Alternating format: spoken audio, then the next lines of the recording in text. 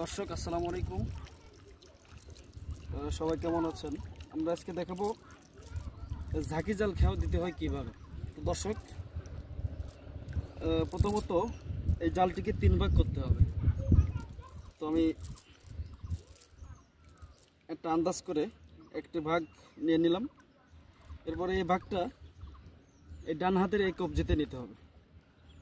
এরপর আরেক ভাগ করব, এইভাবে ধরতে হবে।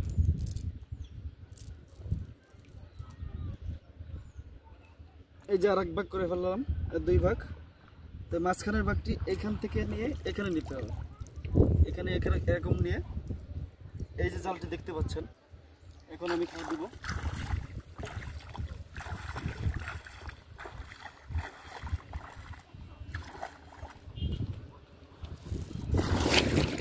এই হচ্ছে জাল মারার পদ্ধতি।